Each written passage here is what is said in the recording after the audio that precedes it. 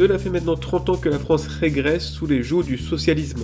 À un an des Jeux Olympiques de Paris, tout semble prêt pour que les 4 chevaux de l'apocalypse socialiste déferlent sur les JO et montrent aux yeux du monde la ruine de la France. On risque de voir la chute du mur de Berlin pour le socialisme français. D'un coup, toutes ses erreurs, toute sa gestion néfaste, toute son idéologie dangereuse seront révélées au grand jour.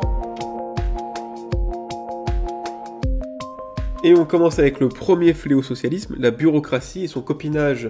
Car la date se rapproche et les nouvelles s'enchaînent.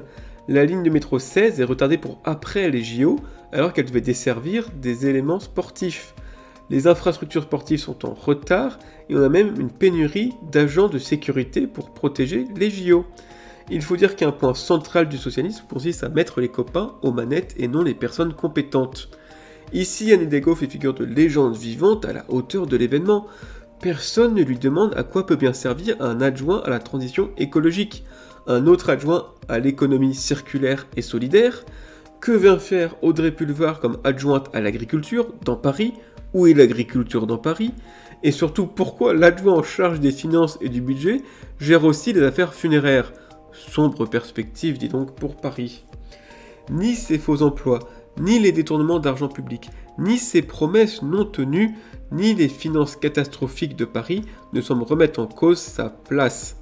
Si toutefois Anne Hidalgo ne suffit pas, il reste encore la bureaucratie.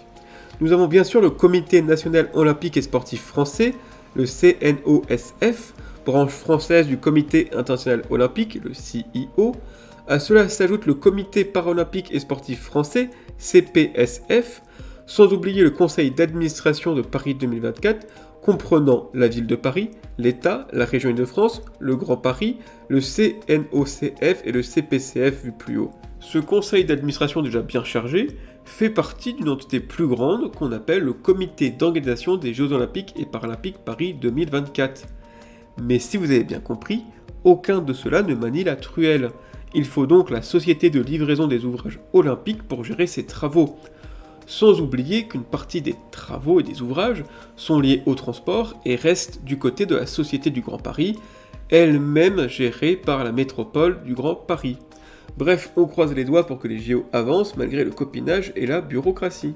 Le deuxième fléau socialiste qui va s'abattre sur les JO seront les grèves, car les camarades de la CGT n'ont jamais loupé une occasion pour faire avancer la lutte des classes. Ils ne reculent ni devant les vacances du monde français, comme c'était encore le cas ce Noël, ni devant les examens d'étudiants, comme ça a été le cas avec le bac pro et le bac PTS, ni devant les pénuries, c'est le running gag quasiment annuel, de fermer les raffineries pour mettre la France à l'arrêt. Les JO seraient-elles une occasion trop belle pour se mettre en grève? Je recommande aux visiteurs d'avoir un vélo pour se déplacer durant les Jeux Olympiques. Le troisième fléau est bien évidemment les manifestations. Pour aller avec les grèves, rien de mieux qu'une bonne manifestation. Surtout qu'en ce moment, entre la retraite, l'inflation ou la hausse du prix de l'énergie, les mécontents sont nombreux. Les gilets jaunes ne profiteront pas de la couverture médiatique pour faire le match retour? Je recommande aux visiteurs un casque ainsi que des chaussures de sécurité pour éviter les débris. Et enfin, le quatrième et peut-être le plus problématique, l'insécurité.